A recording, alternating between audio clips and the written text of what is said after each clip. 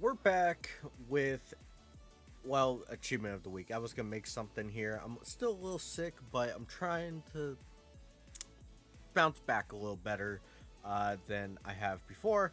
Do ignore the fact I kind of messed up. For some reason, I thought there was another game before the July thing, but it has to do with bleeding into the next one. Yeah, I missed it.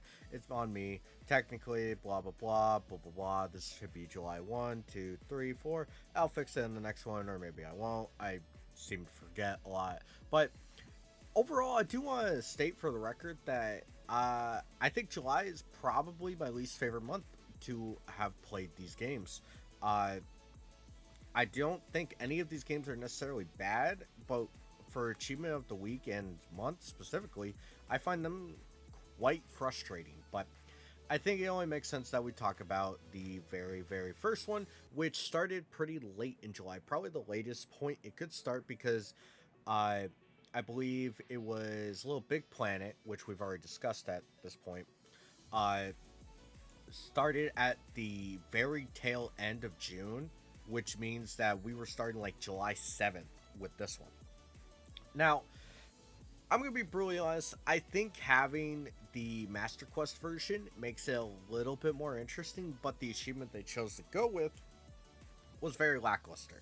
You had learned Zelda's Lullaby, which if you don't know, you get after the very first like just meetup with Zelda, which is really early in the game and it's not even like out of the way, like you have to do it, or you should, unless you're doing some wild stuff. But overall, I kind of felt it was pretty mid of an offering, uh, and that's not to mention that it's Ocarina of Time, which I've kind of have complaints about so many popular games being achievement of the week. We'll talk about like one of the biggest problems with this month as well, but I'm just gonna be brutally honest. I think this is like the top of C, and it's merely because the idea of Master Quest changing stuff up a little bit, it changes it a bit. Uh, I don't know. I'm still disappointed in it. I feel like there's other Zelda games you could have gone with if you wanted to talk about Zelda, but again, it is voted upon. And I know people saw Ocarina of Time and then went click, click, click, but it's just sad. Next is another popular game that I'm pretty sure was only picked to have an easy achievement, but a lot of people got proven wrong. That is Tony Hawk's Pro Skater. Now, this one was obtained a gold medal at the Portland Burnside competition as any character, which, if you're not good at Tony Hawk like me, you found this hard. I won't say that I found it the hardest possible, but I did struggle with this for a couple hours. It was definitely my kind of wake up moment of Tony Hawk being that I'm not that good. Uh, but at the same time, I do find it to be at least different enough to kind of explore aspects of the game that I necessarily wasn't good at. I've played Tony Hawk before. I've gotten good at much more modern iterations, but again, these older ones I've never really bothered to learn tips and tricks. This one made me go out of my way to learn it. I feel a little too much, but at the same time, it's for a week. I feel like it was a little strong, but at the same time, I kind of appreciate it for what it is. It's really hard for me to put it because I want to put it lower, but apparently I can't. Can I like? Oh, would I have to like do this? Oh my gosh, that would be infuriating. I want it at. Okay, we'll do it like this. Sorry, I have to do it like this. This is so annoying. But yeah, so this is kind of where I want it. I feel like it does a good job. It's not overly a bad achievement. I think it was actually really good for the event. It's a nice little unconventional one, which I do appreciate. Next, we're finally getting into a very good achievement. I know I started this video saying this is pretty bad, but we're not to the bad spot yet.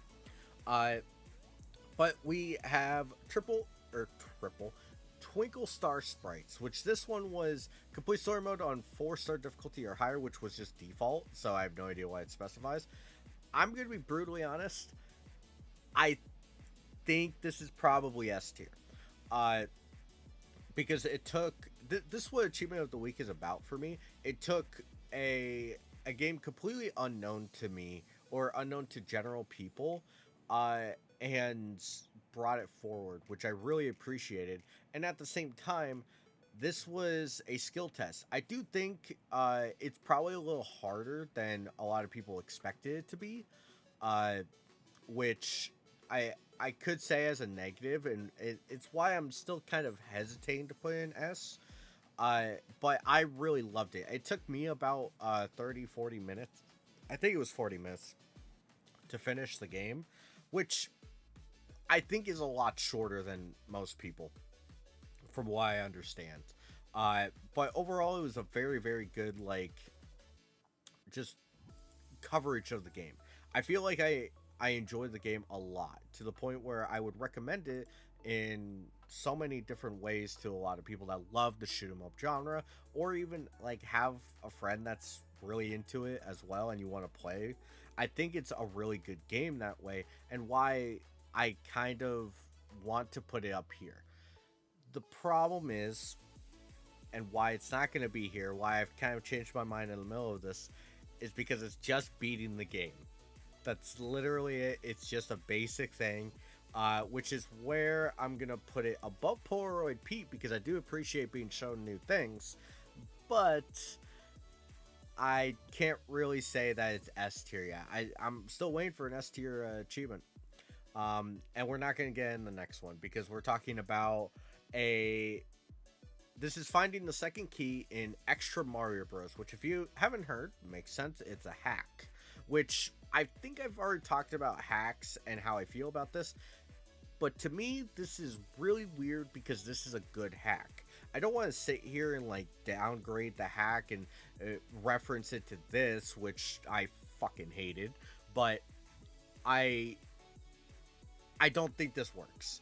The reason hacks already have a bad taste in my mouth is because you are taking a game that you may have covered before, or like you want to cover multiple times, and you're just shoehorning it in.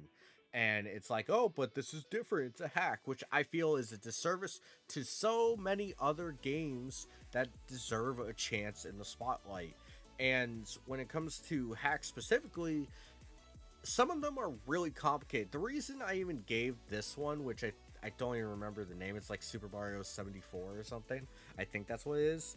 I scrolled up, yes, it is. But the reason I gave this a C is because while it is a weak achievement, at least it was very basic to the point where everybody could look at it, understand what they were doing, and go for the achievement. It didn't require complicated knowledge, didn't require looking up the guide. This one did, which is why it's going at the top of F. That's not to say it is a bad hack. I think this hack is actually really, really well done, well made, very impressive with what was made for it. The problem is, for Achievement of the Week, I think it was one of the worst options.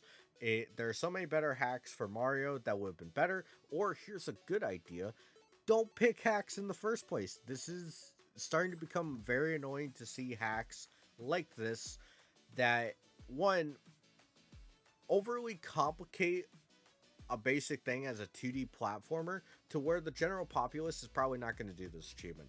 And I think it is. I understand it's the most recent one, but I think it's also one of the least done achievements by a long shot in the base weeks of it. And that is totally fair. I'm gonna be brutally honest. That is, like, I totally understand. I didn't like doing it, but we get to move on to a good game. Well, that's not fair. A good achievement in a different way. So, complete addicting food on normal difficulty for Phantasy Star Online Episode 1 and 2 Plus on GameCube. I don't really like GameCube and PS2 being highlighted so much in Achievement of the Week a lot of the time. It's mostly GameCube recently. Fair. But I do like Phantasy Star Online. This was changed from Metroid Prime, which means I get it. It's not going to be fair to like say that this was what is supposed to be here.